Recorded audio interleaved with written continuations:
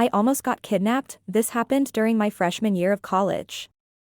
I was taking a theater appreciation class, and we had to attend some of the plays the theater department put on. Normally, I went with friends, but for this one, I had to go alone since I had another event when my friends went. The play started at 6:30, so I set out on the short, 10-minute walk to the theater. When I arrived, I saw a man standing by the entrance. Out of habit, I smiled at him. I tend to do that with strangers. He smiled back, but there was something about him that made me feel uneasy. He got in line right behind me, and while we waited, I overheard him muttering to himself about his car and where it was parked. I wasn't really paying attention until I heard him say, "Where are you sitting?" I thought he was talking to someone else, so I didn't respond. Once my ticket was scanned, I went in and found my seat. But then, to my surprise, the same man sat down right next to me. I heard him mumble, "I can't believe it," right next to me. His tone sent a chill through me, but I tried to ignore it. He was probably in his early 30s, and soon enough, he turned to me and started asking questions, too many questions. "Do you come to these plays often?" he asked. I told him no, that he quickly launched into how he was a regular and loved them, even mentioning that his girlfriend was in the play that night. I was still creeped out, but I felt a twinge of guilt for judging him so quickly. Maybe he was just being friendly.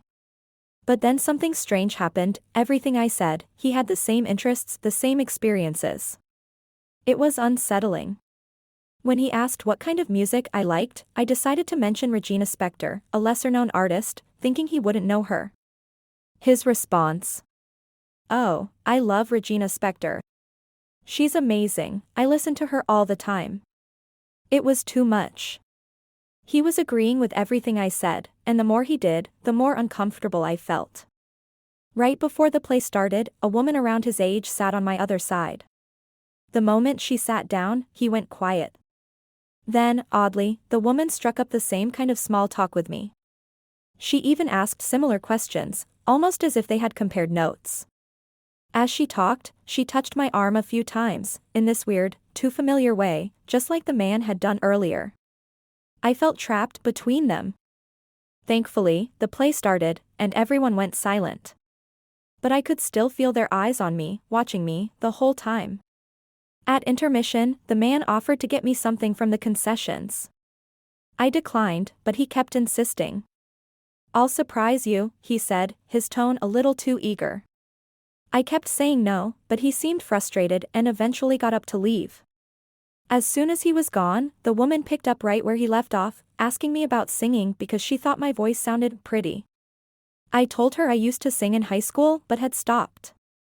Again, she touched my arm while she talked more than once, and it made my skin crawl. When the man returned, he brought back some M&Ms and Milk Duds, both of which looked like they had already been opened.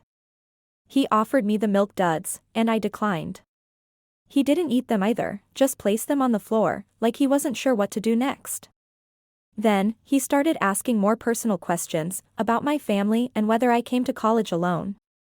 I lied, telling him I lived with my brother, in an apartment far from where I actually stayed. That's when he leaned in and told me he was an amateur music producer, and that I had a great voice, I should come by his place sometime to record. He just happened to live near where I said I lived. It was all too much, and the tension in my chest wouldn't go away. Then, his phone buzzed. He quickly looked at it and tried to hide the screen, but I saw the message, "She's really cute. Do you think she'll work?" My heart was racing. I wanted to bolt right then and there, but I didn't know what to do. The woman beside me suddenly touched my arm again and whispered that she was going to the bathroom, suggesting I come with her. At first, I thought maybe she had noticed the man's odd behavior and was trying to help. But then I saw her phone light up in her lap, with a message that read, "Yes." It was from an unsaved number. I felt my stomach drop. She never went to the bathroom. We all just sat there as the second half of the play dragged on, tension thick in the air. Both of them kept glancing at me, and I could feel my heart pounding in my chest. The moment the play ended, I got up and climbed over the woman, making my way to the exit as fast as possible. Once outside, I darted into the bathroom, trying to collect myself. When I finally came out, I saw the man and woman standing in the corner of the foyer, having what looked like a heated whispering argument. When the woman spotted me, she immediately stopped talking, and the man began walking toward me. "I can give you a ride to your apartment," he offered. I told him no, that my brother was picking me up. Just then, one of my classmates ran over, calling out to me, "Susie." "Hey, Susie." Not my real name, but for privacy, let's go with that. The man backed off when he saw my friend. We left together, and as we walked out, I heard him yell behind me, "Susie. Hope to see you again." I didn't look back. I just ran, staying on the phone with my mom the whole way home. Now, I can't stop wondering. Why did they act like they didn't know each other when they clearly did? Why did they both ask me the same creepy questions, touching my arm like they were trying to establish some weird familiarity? And what was with the texts? Were they communicating with each other about me the whole time? Where did that candy come from? Why was it already opened? Why didn't he eat it? And why did they keep acting like they were trying to separate me, asking if I wanted to go to the bathroom or ride with them? Am I paranoid, or was something seriously wrong?